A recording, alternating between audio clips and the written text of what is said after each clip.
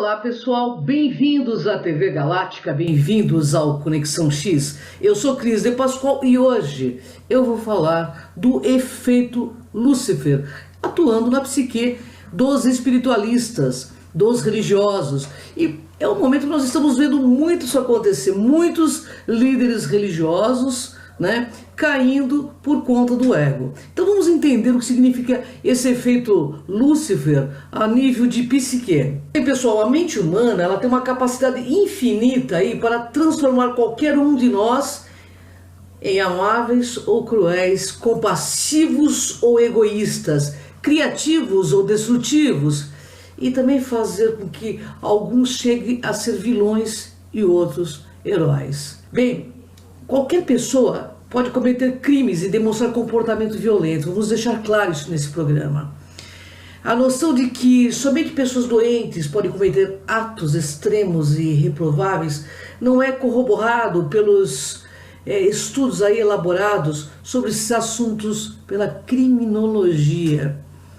Bem, o efeito Lúcifer surgiu de um experimento controverso na Universidade de Stanford, nos Estados Unidos, em 1971.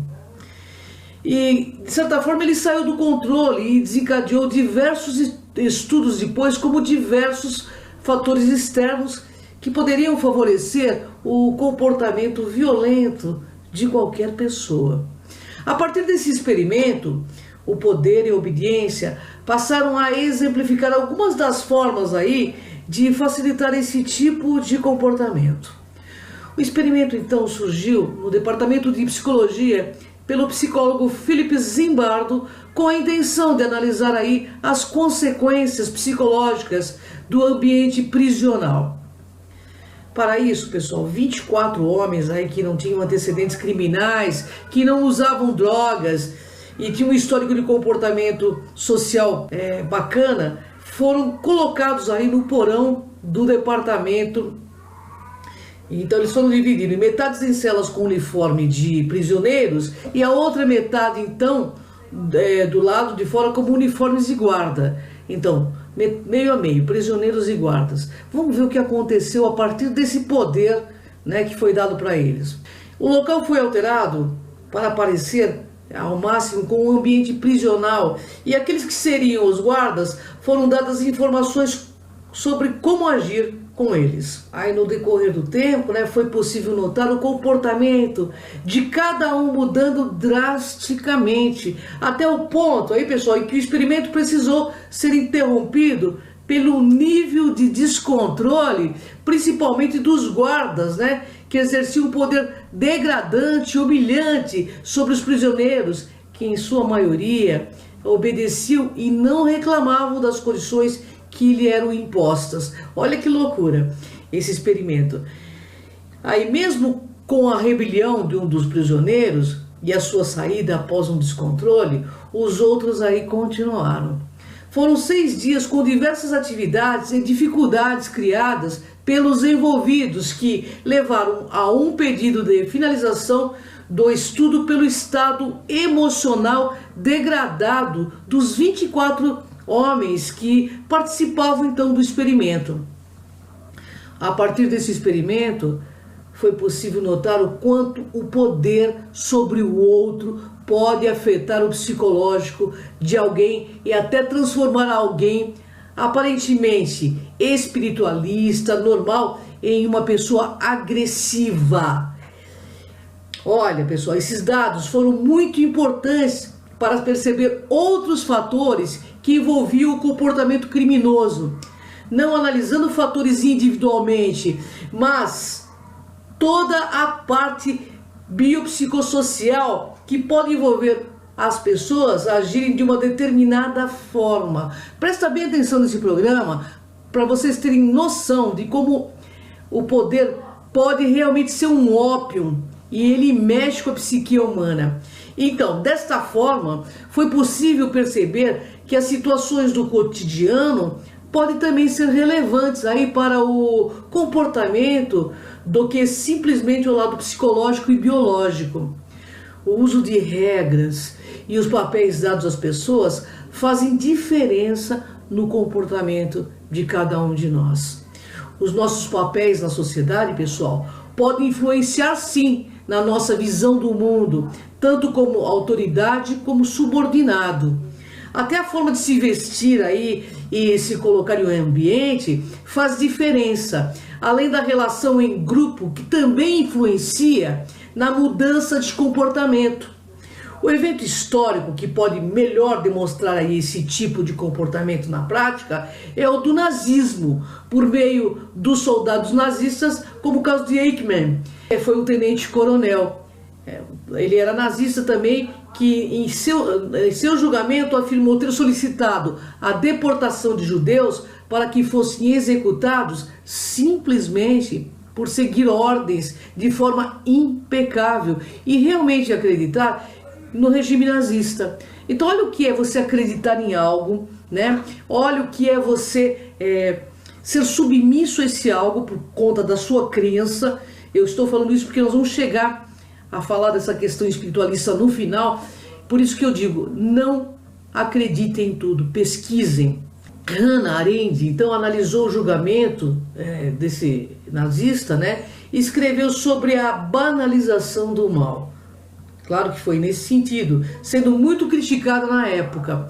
Todos esses atos, pessoal, normalmente são reprováveis por quem analisa de fora, mas ignoram a influência do pseudopoder da autoridade e da cumplicidade de ações feitas em grupos aí com papéis muito claros.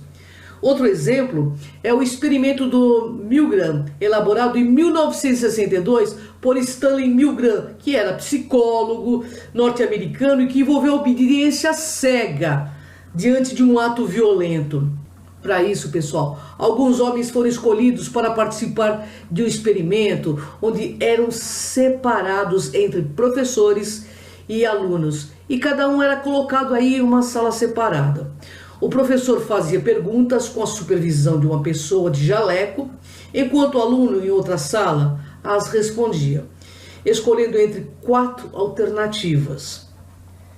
Quando as respostas eram incorretas, o professor então era orientado a apertar um botão que daria um choque no aluno. Cada resposta incorreta aumentava a voltagem do choque, sendo informados de que não tinha problema e não faria mal, obviamente. Na verdade, o aluno estava atuando e errava as questões propositalmente para fingir que levava os choques e tinha reações diferentes a cada um. A análise era focada no professor e até onde iria a obediência de alguém nessas circunstâncias, na tentativa, obviamente, de compreender como os soldados nazistas obedeciam os comandos superiores para matar judeus e cometer genocídio. Nesse caso, foi possível perceber também a força da obediência pela transferência de responsabilidade para uma figura de autoridade. Os professores questionavam o ato ao ouvirem o sofrimento do aluno, mas eles continuavam dando choque, apertando o botão ao ouvirem o supervisor de jaleco indicando que continuasse e dizendo que se responsabilizava pelo ato, mesmo sendo o professor a praticá-lo. Vocês estão entendendo como funciona? Obediência, né, também é uma submissão da psique. E isso tudo ficava visualmente desconfortável. A maioria dos professores continuavam apertando os botões e aumentando, inclusive, a voltagem dos choques. Um fator relevante para todos esses casos colocados é a falta de questionamento e de responsabilidade social. Mesmo que as pessoas não concordem com o que estão fazendo, a visão da autoridade diminui significativamente o nível de questionamento dos subordinados e o senso de coletividade em que não ocorra prejuízo com o outro. A noção de que vivemos em sociedade e que temos responsabilidade social fica prejudicada quando a figura da autoridade é mais forte, sobrepondo o indivíduo pensante. Bem, esses dois experimentos foram muito significativos, pessoal, e esclarecedores para os estudos seguintes, e até hoje são analisados pela psicologia para compreender muitos dos comportamentos humanos em situação de estresse. Existem vários exemplos e estudos aí sobre esse assunto, vocês podem pesquisar. Inclusive na criminologia, que vale a pena serem lidos e também analisados. O efeito Lúcifer tenta, juntamente à psicologia social, demonstrar que existem diversas formas de compreender o comportamento violento e criminoso como algo complexo e dividido entre vários aspectos, principalmente quando envolve seres humanos vivendo em sociedade. A obediência, presta atenção, pessoal, a obediência, a autoridade e a relação em grupo são somente alguns aspectos desses estudos sociológicos que já demonstram a facilidade como pessoas aparentemente normais, espiritualistas, podem agir de forma reprovável pela sociedade e que qualquer um está sujeito a isso, sendo relevante também compreender como isso acontece e o que pode ser feito de forma preventiva. Antes de tudo, também o pesquisador Zimbardo entende que a maldade é uma questão de poder. É o exercício do poder para intencionalmente infligir a alguém o mal psicológico ou físico. Ou seja, nós humanos não sabemos lidar com o poder. E também não entendemos que verdadeiro poder é fazer o bem. Toda pessoa que tem um poder, ela acaba sendo realmente levada, através da sua falta de ética, a se corromper por ele. Ele identifica, então, os 7 processos sociais capazes de tornar uma pessoa mais suscetível a cometer algum tipo de maldade. Primeiro fator é dar o primeiro passo sem pensar. Então, tudo que vocês forem fazer, pense, inclusive nas consequências. Normalmente, algo quase insignificante, mas que abre as portas para abusos cada vez maiores e que, quando aumentado, pouco a pouco não se percebe o resultado final. É que nem aquele casal que começa com tapinha, ou aquele espiritualista que começa se enganando um pouquinho, passando a mão no seio das suas pacientes e depois ele vai mais profundamente. Ele começa a não perceber que isso lá na frente vai ter as suas consequências. Então vamos entender a desumanização do outro.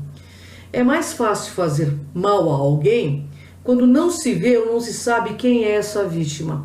Ou seja, perde-se a inteligência emocional, a empatia, quando não se conhece, não consegue se colocar no lugar do outro. A outra questão, que os prisioneiros aí de Stanford, desse experimento que ele fez, que eu queria colocar aqui, eles não se chamavam John ou Peter, eram chamados por números. Eles eram guerreiros anônimos desse experimento, entendeu?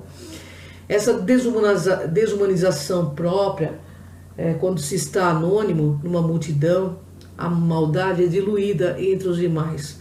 Olha, o antropólogo J. Watson estudou 23 culturas em seus processos de ir à guerra. Dos 8 povos que iam para a batalha, sem pinturas ou ornamentos específicos, apenas um tinha alto grau de violência. Ou seja, isto é, torturavam, mutilavam e matavam seus inimigos. Mas dos outros 15 que mudavam a aparência ou se escondiam atrás de óculos escuros, espelhados e uniformes padronizados, tornavam-se anônimos. 12 desses 15 anônimos matavam, mutilavam, esquartejavam. Ou seja, dos que matavam, mutilavam, esquartejavam, 12 entre 13 mudavam a aparência. Mais de 90% das pessoas, entendeu? Bem, temos também a difusão da responsabilidade. Veja bem, quando um criminoso é linchado, a culpa toda é da multidão. E não dos socos e pontapés individuais que cada um dá.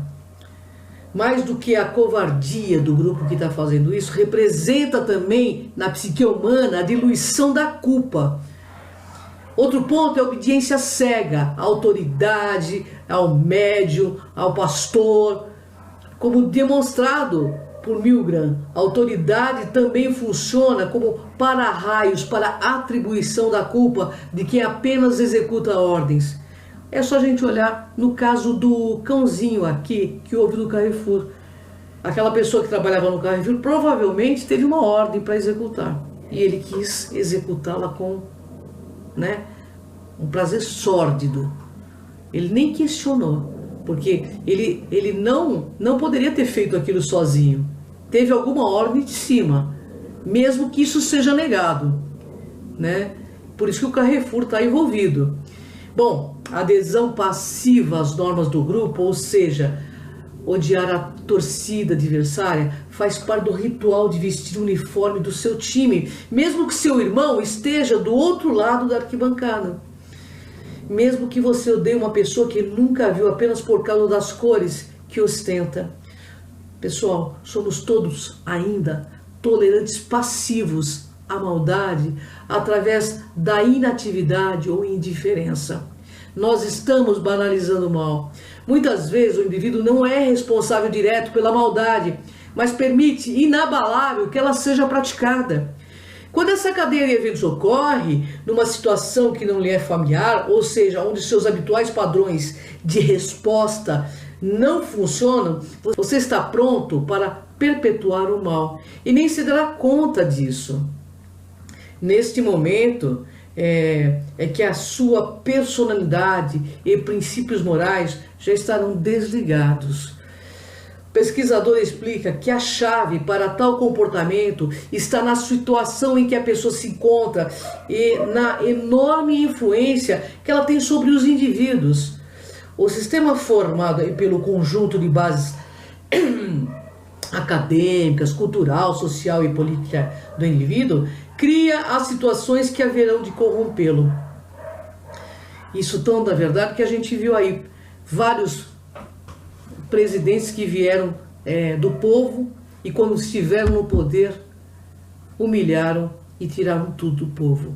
No experimento de Stanford, os papéis de guardas e prisioneiros faziam parte do repertório dos voluntários. Assim que os sorteios foram realizados, cada um encaixou-se no seu papel, automaticamente, de acordo com os estereótipos pré-concebidos. Então a questão é, para mudar uma pessoa, você tem que mudar a situação? Será que é isso?